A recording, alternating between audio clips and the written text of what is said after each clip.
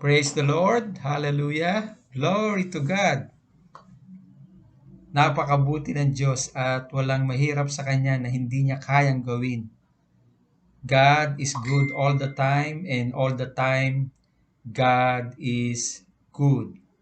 Sa oras na ito ay matutunghayan natin ang kadahilanan kung bakit kailangan nating manalangin. At ang ipinamagat ko isishare ko sa inyo sa oras na ito ay ang puso ng pananalangin. At dito sa Luke chapter 11 verse 1, ang sabi sa New International Version, "One day Jesus was praying in a certain place. When he finished, one of his disciples said to him, 'Lord, teach us to pray, just as John taught his disciples.'" Kung babasahin natin ang Gospel, Matthew, Mark, Luke, and John, wala tayong makikita na ang mga alagad ay nagpaturo kay Jesus sa anumang bagay. Maliban lamang sa isang kahilingan nila na sila ay turuan at ito ay kung papaano manalangin. Kung ako ang inyong tatanungin at halimbawa ako ay isa sa mga alagad ni Jesus nung kapanahonang yun o isa sa 12 alagad na kasama niya sa 3 taon ng kanyang pagmiministeryo, masasabi ko na hindi pananalangin ang gusto kong hilingin sa kanya na ito ay ituro niya sa akin. Of course, ang sasabihin ko sa ating Panginoong Yesus, ang gusto kong matutunan na ituturo niya sa akin, walang iba ko hindi ang mga bagay na, "Panginoon, turuan niyo po akong lumakad sa tubig. Turuan niyo po akong magpagaling ng mga may sakit. Turuan niyo po akong gumawa ng himala sa pamamagitan ng 5 pirasong tinapay at 2 pirasong isda na napakaraming tao ang nakakain mula sa 5 pirasong tinapay at 2 pirasong isda na ginawa ninyo ng himala. Turuan ninyo akong bumuhay ng mga patay." Of course, yun ang mga dakilang bagay na gusto kong matutunan at hingin sa kanya kung paano magagawa ang mga bagay na yun. At hindi kailanman sa larangan ng pananalangin. Hindi ko kailanman hihilingin bilang alagad ng Panginoon sa kanya nung kapanahonang yon na ako ay kanyang turuan kung papaano manalangin. Ang hihilingin ko sa kanya kung papaanong gumawa ng mga himala na ito ay ituro niya sa akin. Kung papaanong magpakain ng napakaraming tao mula sa 5 pirasong tinapay at 2 pirasong isda. Kung papaanong bumuhay ng mga patay. Kung papaanong magpalayas ng mga demonyo sa mga tao na inaalihan nito. Kung papaanong magpagaling ng mga may sakit.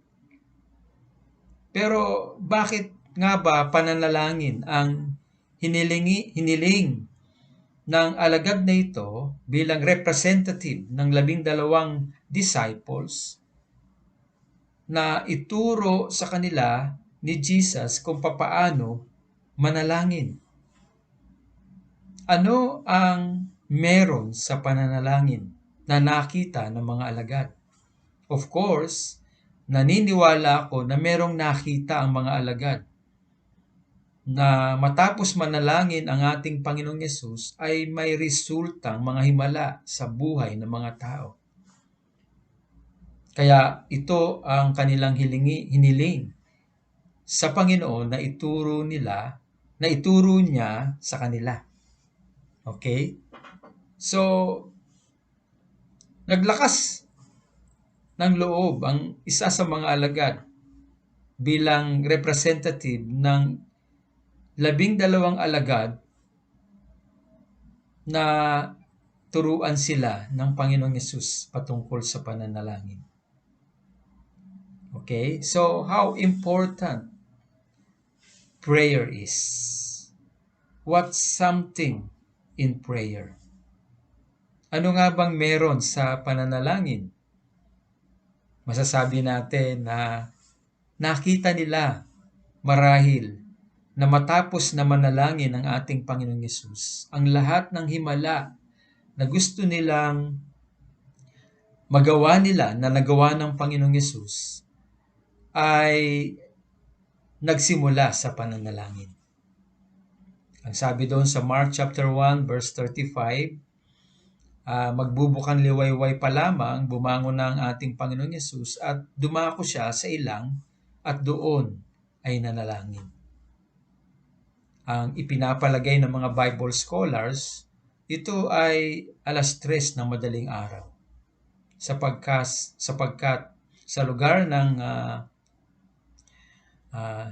silangan, ang mga tao na nagninegosyo, lalo na sa palengke, ay bumabangon na ng 4:00 na madaling araw para maghanda ng kanilang mga produkto upang ito ay ibenta sa mga tao.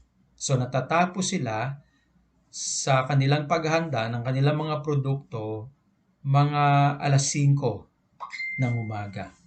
At mag-uumpisa na silang magtinda matapos mag-prepare ng 5 a.m.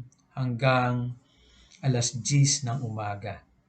So, dito makikita natin na bago pa maging abala ang lahat, ang ating Panginoong Yesus ay bumabangon na. 3:00 na madaling araw upang ihanda niya ang kanyang sarili sa mga tao na nangangailangan ng himala sa Diyos sa pamamagitan niya.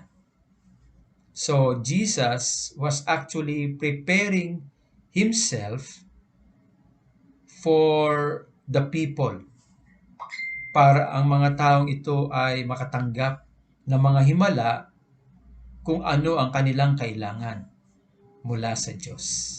So, preparing ourselves for the people dun sa mga miracles na kailangan nila. So, it's really a sacrifice.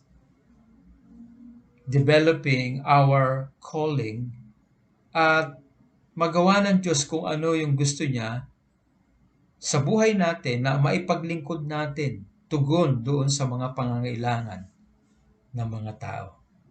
So, tayo bilang tinawag ng Diyos at tumutupad sa kanyang layunin sa atin ay may mga sakripisyo na pagdidevelop sa ating gift, sa ating purpose, upang matugunan natin kung ano man yung dakilang bagay na pagkakatawag sa atin ng Diyos bilang katugunan ng mga tao sa kanilang mga pangangailangan, particularly sa kaligtasang kailangan nila sa kanilang kaluluwa upang sila ay makapanumbalik sa Diyos at makasama ng Diyos sa kanyang buhay na walang hanggan, sa kanyang kaharian sa kalangitan. So, dito makikita natin na una, ang prayer ay preparation natin sa ating buhay for the ministry work na mag-intervene ng Diyos sa pamamagitan natin sa mga taong makakabilang sa kanyang kaharian. Pero dito sa Genesis chapter 1 verse 26 to 28, makikita natin ang tunay na kadahilanan kung bakit natin kailangan manalangin. Sabi dito sa Genesis chapter 1 verse 26, "And God said, let us make man in our image after our likeness. And let them have dominion over the fish of the sea, and over the fowl of the air, and over the cattle, and over all the earth, and over every creeping thing that creepeth upon the earth. So, yung salitang let them dito sa Genesis chapter 1 verse 26 in particular ay inihiwalay ng Diyos ang kanyang sarili sa tao na kanyang nilalang ayon sa kanyang wangis at sa kanyang larawan. Ibig sabihin, nung binigyan niya ng kapamahalaan ang tao na kanyang nilalang, ay inihiwalay niya ang kanyang sarili at hindi siya kasama sa pamamahala ng tao sa mundong ito. God separated himself from the rulership that he has given unto man when he said, let them. When he said, let them. Kagaya ng sinasabi doon sa Psalms 115 verses 15 and 16. May you be blessed by the Lord who made heaven and earth. The heavens belong to the Lord, but he has given the earth to all humanity. Pinagpala tayo ng ating Panginoon, source, provider ng ating mga buhay, na gumawa ng langit at lupa, at binigyan niya tayo ng kapamahalaan na mamuno sa mundong ito, samantalang siya naman ay namumuno sa kalangitan. Ito ang dahilan kung bakit natin kailangan manalangin. Sapagkat bilang mga pinuno sa mundong ito na kanyang pinagkatiwalaan ng kanyang pamumuno, na kung paano siya namumuno sa langit, tayo din naman ay namumuno sa lupang ito, ay kinakailangang anyayahan natin siya upang makialam sa lahat ng mga concern natin dito sa lupa. Sapagkat kung hindi natin siya aanyayahan sa pamamagitan ng pananalangin, ay hindi siya kikilos. Sapagkat una, nung sinabi niyang let them, ay hindi niya pwedeng baliin yung kanyang sinabi na salitang let them. Sapagkat ang salitang ito, bilang siya ay Diyos at Hari, ay hindi niya pwedeng baliin kung ano man yung kanyang sinabi. Hindi niya pwedeng kontrahin kung ano man yung kanyang sinabi. Ito ay batas na dapat niyang sundin sapagkat bilang Diyos, na kapag siya ay nagsalita, ang kanyang sinalita ay nagiging batas. At siya bilang Diyos na nagsalita, hindi niya pwedeng kontrahin kung ano yung kanyang sinalita. Sapagkat siya ay banal at walang hanggan ng kanyang katapatan at ipinamamalas niya ang kanyang katapatan sa lahat ng henerasyon sa mga tao at hindi niya pwedeng kahit isang beses lang ay baliin ang kanyang sinabi. Ang sabi doon sa Psalms 138 verse 2, ang salita ng Diyos ay mas mataas kesa kung sino siya. Itinaas niya ang kanyang salita higit na mataas kesa sa kanyang pangalan. He magnified this word above all his names. So, kung sino siya at kung ano yung kanyang kayang gawin, inilagay niya ang kanyang salita higit pang mas mataas kesa sa kung ano ang kaya niyang gawin at kung sino siya. So, maliwanag na hindi talaga kayang talikuran ng Diyos ang kanyang mga salita. At obligado siya na ito ay kanyang tuparin. Sapagkat siya at ang kanyang salita ay iisa. So, kapag kinontra niya o binali niya o hindi niya sinunod o ginawa kung ano yung kanyang sinabi, ay kinokontra niya yung kanyang sarili. Kaya nung sinabi niyang let them, bilang ito ay batas na dapat mismong siya din ang sumunod dahil siya ay matapat magpakailanman.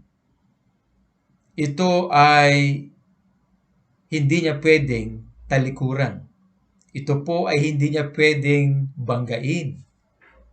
Ito po ay hindi niya pwedeng baliin. Sa halip, ito po ay kanyang susundin. Kaya ang Diyos, kapag nagsalita, nalilimitahan siya sa kung ano yung kanyang sinabi. Nung sinabi niyang let them, He separated Himself from the rulership that He has given unto man to rule here on earth.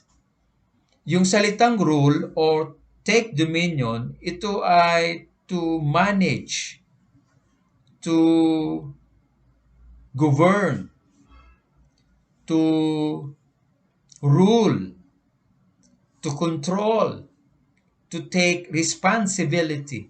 Kaya anuman ang nangyayari sa mundong ito ay wala nang accountability ang Diyos sapagkat ipinamahala na ng Diyos sa tao ang mundong ito. At sila ang may kadahilanan na pamahalaanan ang mundong ito ayon sa kalooban ng Diyos.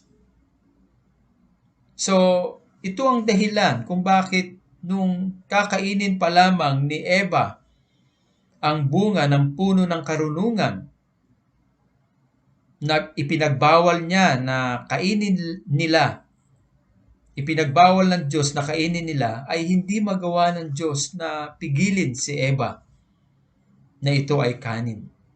At nung kinain ni Eva ay ibinigay naman niya kay Adan at hindi rin niya magawang pigilin si Adan upang ito ay hindi kanin ni Adan. Sapagkat siya ay nalimitahan sa kung ano yung kanyang sinabi na let them. Maliban na lamang kung agad na na-realize ni Eva at agad niyang pinahintulutan ang Diyos na kumilos upang siya ay pigilin at hindi na nakipag-dialogo pa kay Satanas na nag-anyong ahas upang sila ay ihulog sa kasalanan. So ito yung kadahilanan. We have to understand that literally, God took Himself out of the rulership of man here on earth. When God created man by saying, let them take dominion, let them govern the earth, let them rule the earth, He separates Himself from the rulership of man here on earth. Dito sa mundong ito. Kaya hindi kikilos ang Diyos kung hindi natin siya pinahihintulutan. Kung hindi natin siya inaalaw to intervene in our affairs. Kung hindi natin siya iniimbitahan to interfere to all our concerns. In other words, ang pananalangin ay pagpapahintulot sa Diyos na makialam sa lahat ng ating mga prayer items or prayer concerns. Pagpapahintulot sa Diyos na mag-intervene sa buhay natin, sa buhay ng ating mga mahal sa buhay, sa ating gawain na ipinagkatiwala ng Diyos. Sa kanyang pag-iingat sa ating lahat, araw-araw. Sa pagbibigay niya ng direksyon sa ating buhay upang hindi tayo maligaw o malinlang ng kaaway. Sa halip, nandun yung kanyang pagkilos, nandun yung kanyang pagtulong, nandun yung kanyang pag-iingat, nandun yung kanyang pagbibigay ng katalinuhan sa atin upang magawa natin ang mga bagay sa ikararangal ng kanyang dakila at makapangyarihang pangalan, sa ikatatagumpay ng ating mga buhay sa lahat ng area nito. So, napakahalaga ng pananalangin. In the simplest form, ang ibig sabihin ng prayer ay giving God the permission to move in our affairs, giving Him the license to intervene in our affairs.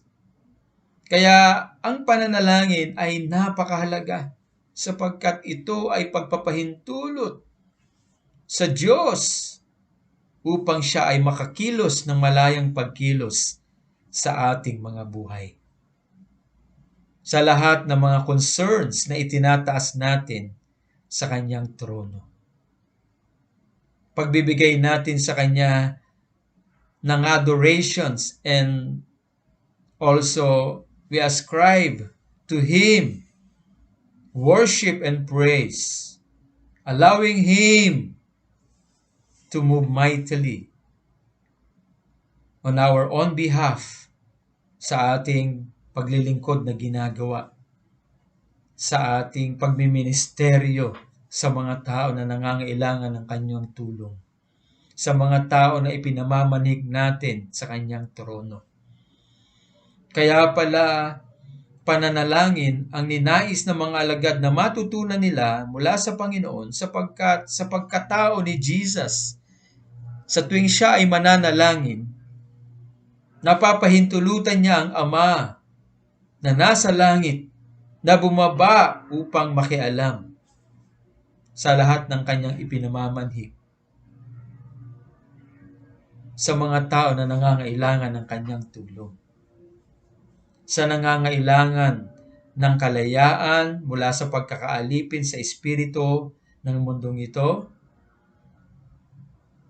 sa anumang sakit, sa anumang karamdaman o kabigatan sa kalooban ng tao, sa anumang himala na kanilang kailangan at solusyon na tanging magmumula lamang sa Diyos na makapangyarihan sa lahat na nasa langit upang ganapin niya kung ano man ang pinakamagagandang solusyon na meron sa langit dito sa lupa.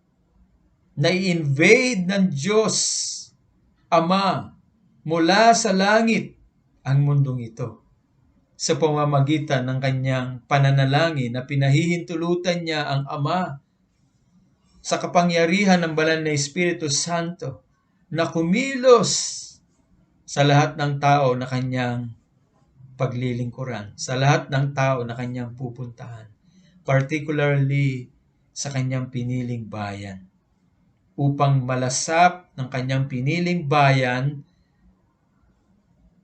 ang kabutihan ng Diyos. Upang masabi nila na ang Diyos na may gawa ng langit at lupa na humirang sa kanila ay Diyos na mabuti, matapat, at gumagawa ng himala. At siya lamang ang tanging makagagawa ng mga himala na hindi kayang gawin ng sinumang tao sa mundong ito. Kaya napakahalaga ng pananalangin. Prayer is allowing God to intervene in our affairs.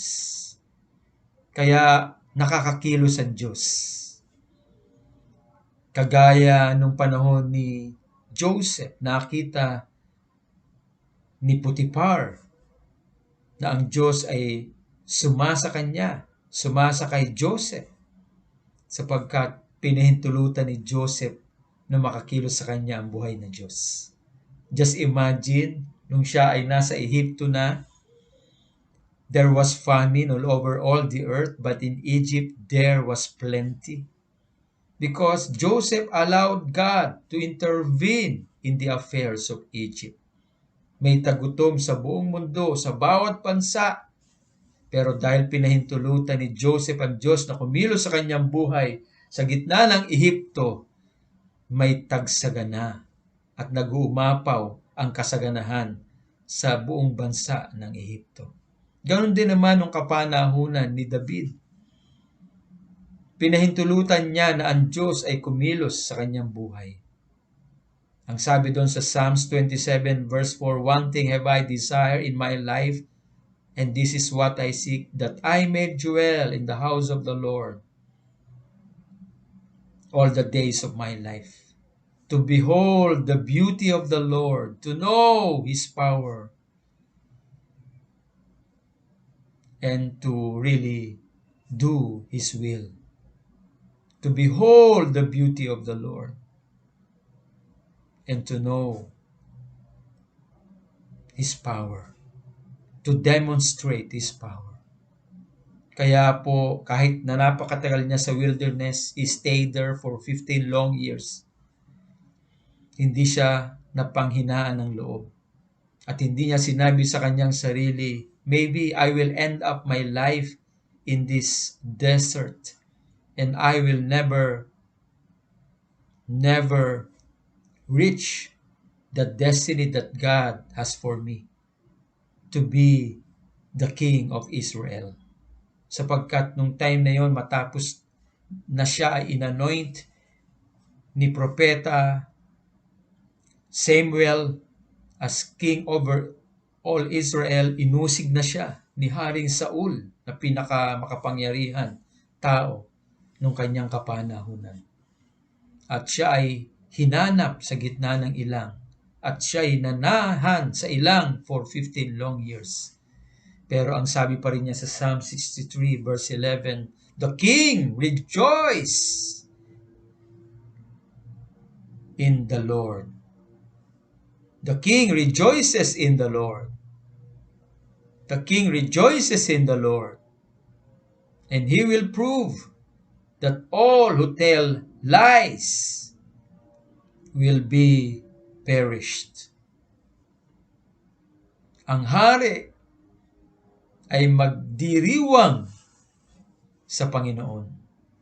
Sino yung hari? Siya. Sinabi niyang hari siya. Sa gitna ng ilang, hindi niya alam kung hanggang kailan siya mananatili sa ilang. Pero nanampalataya siya dahil pinakilos niya ang Diyos sa kanyang buhay na he will not end up his life in the wilderness. Sa halip, marireach niya ang trono at siya ay uupo bilang hari sa buong Israel. Natupad yon sapagkat kumilos ang Diyos sa kanyang buhay. At sinabi mismo ng Diyos kay David na ang taong ito ay taong malapit sa aking puso, sapagkat willing siya na sundin ang aking kalooban sa kanyang henerasyon. "This man is a man after my own heart," says the Lord, "because he is willing to serve my purpose in his generation." So, when we pray, we allow God to intervene in our affairs. And we let Him move powerfully according to His sovereignty. Kaya don't forget to pray. Don't forget to ask God to intervene in your affairs. Maaring ito ay sa trabaho mo, maaring ito ay sa pamilya mo, maaring ito ay kaligtasan ng mga mahal mo sa buhay, maaring ito ay pag-iingat ng Diyos sa ilalim ng pandemyang ito na magdadalawang taon na at nag-mutate pa, na meron na ngayong Omicron. It doesn't matter. Meron tayong Diyos na handang kumilos sa ating mga buhay, na ang concern niya ay ang concern natin ay higit niyang concern. Hindi niya tayo pahihiya. Romans chapter 10 verse 11, "Ang sino mang umaasa sa Diyos, kailanman ay hindi mapapahiya. Ang sino mang nagtitiwala sa Diyos, kailanman ay hindi mabibigo." Kaya manalangin tayo kagaya ng kahilingan ng mga alagad kay Jesus. Naturuan sila ni Jesus na manalangin. Sapagkat kapag Natuto tayong manalangin ayon sa kalooban ng ating Ama, kagaya ng ginawa ni Jesus when He was here on earth 2,000 years ago. Lahat ng himala ay kalakip sa pananalangin ito. Ang pagbuhay sa mga patay, ang paglinis sa mga ketongin, ang pagpapagaling sa lahat ng uri ng may sakit, at ang pagpapalayas ng mga demonyo na umaalipin sa tao.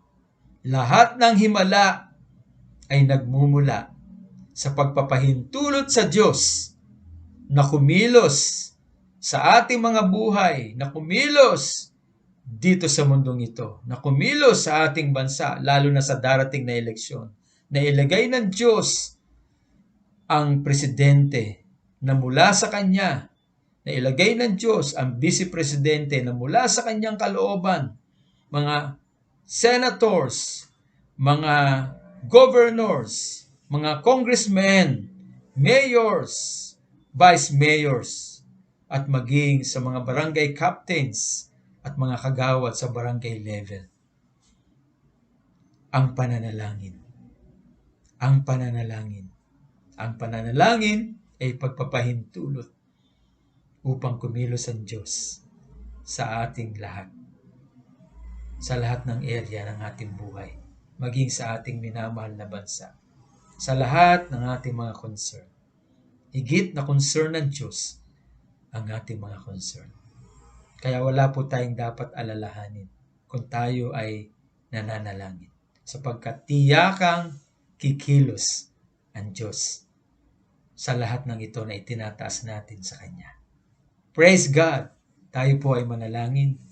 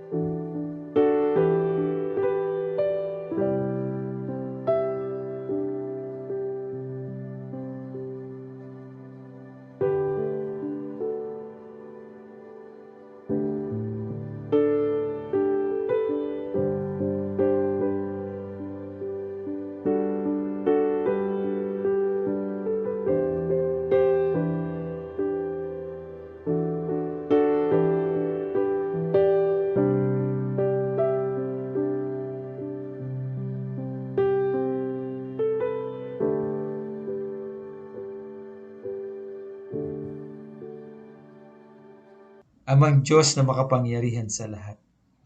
Salamat po sa oras na ito na kami po ay muli niyong pinaalalahanan kung gaano kahalaga ang manalangin. Ito nga po ang pinagmumulan ng lahat ng himala na nais mo sa buhay naming lahat. Kagaya ng aming Panginoong Yesus, nung siya ay nanalangin, saan man siya pumunta, ang lahat ng pangangailangan ng tao ay natutugunan ng mga himala sa pamamagitan ng pagkilos ng iyong banal na Espiritu Santo ayon sa iyong kalooban. Sapagkat nakakakilos ka ng malaya ayon sa iyong kagustuhan na mapagpala ang lahat ng tao ng kanyang kapanahunan. Salamat po. Ganon din naman kami sa mga sandaling ito. Pagpalain niyo po ang pamilya sa Scepter of Judah, sa Mountain Movers. Pagpalain niyo po si Pastora Alma. Pagpalain niyo po ang leadership ng Scepter of Judah at maging sa lupa na kanila pong hinihiling mula po sa inyo. Matagal ng panahon, even before time began, you provided already for your church, Scepter of Judah. Lahat ng mga miracles, lahat ng mga needs, lahat ng ito, Panginoon, everything has been provided. Everything has been finished, has been done. According to your word, according to the finished work of our Lord Jesus Christ. Even doon sa mga miracles, O God, na kailangan ng mga tao, na ibibilang mo sa iyong kaharian, under the banner of Scepter of Judah. Strengthen your people, O God. Strengthen Pastora Alma and his leadership and her leadership. Strengthen all our brothers and sisters, all your leaders, all your people, O God. Strengthen them, O Lord. And continue to do signs, wonders, and miracles that they cannot count. Wonders that they cannot understand. According to Job chapter 9, verse 10. And even, Lord, sa Mountain Movers, O God. Thank you, Father, for everything. Thank you, Lord, for your mighty moving in our lives, in our ministry, in every family. Thank you, Lord. We allow you, Lord, to intervene. We allow you, Lord, to move freely in according to your sovereignty. We praise you, Lord, and we thank you for the miracles, signs, wonders, breakthroughs, for the healings. We thank you, Lord, for all the successes. In Jesus' name, by the power of the Holy Spirit of God, to you we give all the glory, all the praise, and honor. In Jesus' name, by the power of the Spirit of the Lord. Everybody say, Amen, Amen, and Amen. Praise the Lord, praise the Lord, praise the Lord. Glory to God. Hallelujah, hallelujah. Ikaw ang kalakasan sa oras ng kahinaan, O Diyos magpagkailanman. Ikaw ang siyang sandigan ko.